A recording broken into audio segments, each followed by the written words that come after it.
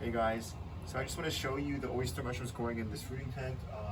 If you come over here a little bit, you can see them coming out really nicely. So this is the first flush for these blue oyster mushrooms. The temperature has been colder, so they're really coming out with these dark caps. And you can see how beautiful and dense these pinsets are. So it would be perfect, but for the fact that I've been dealing with contamination. So if you look over here at the ones on the right, these ones are the second flush.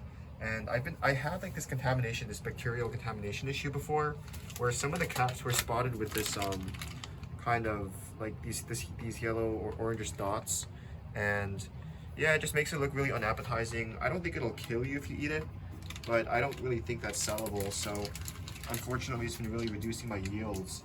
And this happened for the first time maybe 2 weeks ago. So I changed a few conditions. I cleaned my humidifier. I replaced the air filter for the intake air. I cycled one of the big things was I started cycling the humidity so that every hour the humidifier would kind of shut off and lower down to maybe 60, 70 for 10 minutes to evaporate any wet spots that accumulated on top of the caps. And that seems to have helped. So before, almost all of my batches were contaminated with the bacteria. Now I can kind of tell that some of them new pinsets still look healthy, but some of them do have little discolorations, even for the ones that are on the first flush.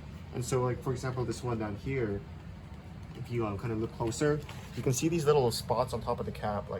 Zoom in even closer, see these little spots. So the bacteria is still active in this room, and it's not as prolific because I kind of changed some of the conditions, reduced the humidity, the wet spots on the caps by humidity cycling in order to